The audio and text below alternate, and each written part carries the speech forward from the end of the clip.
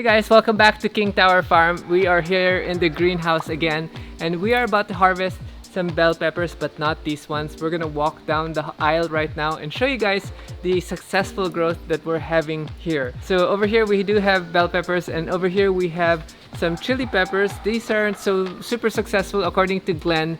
These grow better in our grow bed system, but we are gonna walk down. On my left here we have some bok choy, or pak choy as they call it, and then again here more peppers. These don't have big fruits yet. We have a small one right here. I don't know if you can see that, but a super successful one is this Palermo peppers. These guys are super big, and we actually have a super big one over here. If the camera can come around, that's ready for harvest. We're going to cut some of that out today, even up there. And the tower system has been super successful with the improved greenhouse that we have and the central drip irrigation. We actually had to turn the fans off just now so that we can record and properly give you guys an update. This is dill. The dill is super beautiful. I'm going to use this later for our lunch cooking. And then we have some onion, spring onion style, or chives. Oh, this is the Callian. Glenn corrected me. And then we have some lettuce. Obviously everyone loves lettuce. Look how fresh and healthy the lettuce looks. Leaves feel nice and crispy. And then we're gonna walk down again. These are new sprouts. These are all bok choy and some mixed vegetables and lettuces. So we're gonna push on downwards. Now this is an older basil plant.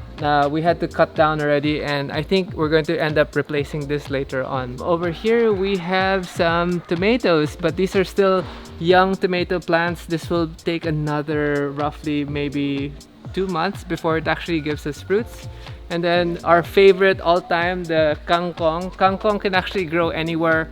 We're gonna end up moving all the kangkong to the aquaponics section of the farm because kangkong just likes water, and the nutrients I think are too strong for the kangkong. Sadly, this one not super successful. We do have chili peppers here, but they're a bit stunted, so we don't know what's growing on. Maybe it's a seed strain. We're gonna end up changing the seed strain. Eventually, we're going to find a list that we're happy with in terms of seed, and then we're going to figure out which are the most efficient seeds in that sense. Moving on. Here on our right, we have some beautiful eggplant.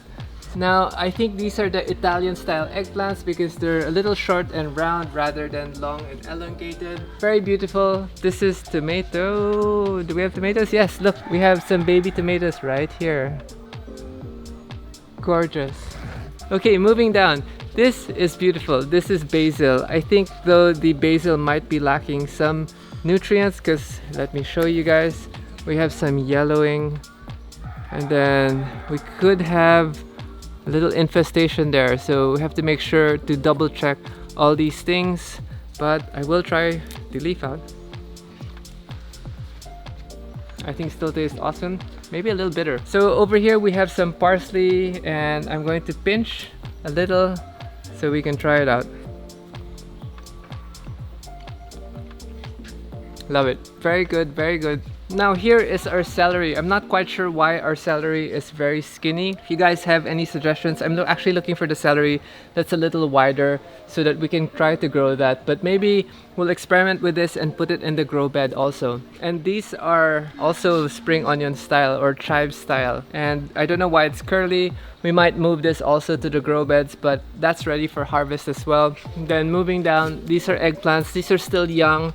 So I think roughly in a month and a half, this should give us some fruits.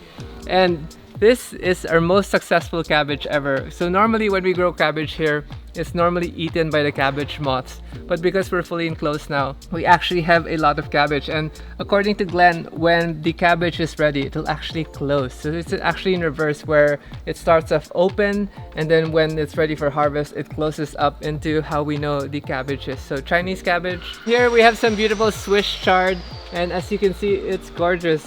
This can be treated like kangkong. You can just cut it, saute it also, and eat it. Now here is one of Joey's favorite vegetables. This is kale. This is a purple leaf kale. Kale is not that popular in the Philippines. A lot of the people from the USA actually eat kale, but here in the Philippines it's not so well known, but as you can see, beautiful kale. So I'm gonna pinch some of this so that we can give it to Joey. So finally, this is the section where we're going to harvest the bell peppers. And as you can see, the beautiful bell peppers here. These are no pesticides, and look how clean they are. So last on the list is this super humongous bell peppers. We're gonna move back. Okay, so these are the guys that we need to harvest. Look how big these guys are. And there's one really, really big one over here. Look at that. So that's gonna be on the list for harvesting. And yeah, that's the quick update here in the tower farms. A lot of the towers are still not working because we're still trying to determine what are the vegetables that are going to perform in the new system. But so far, I think 90% of the things that we planted have been successful, and we're now ready to ramp up and get future orders from clients. So if you guys have a restaurant and you want a private grower, please give me a message or hit me up on Instagram and we can talk.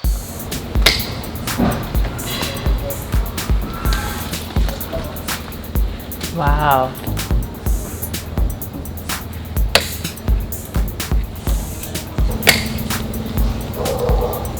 So yellow is ripe na. Ganun ba siya?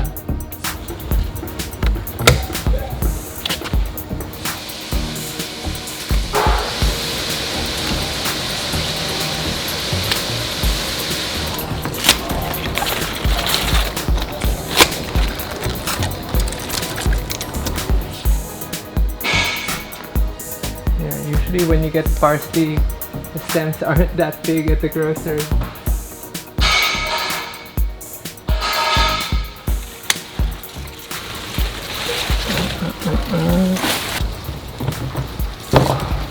So good. Our harvest for today.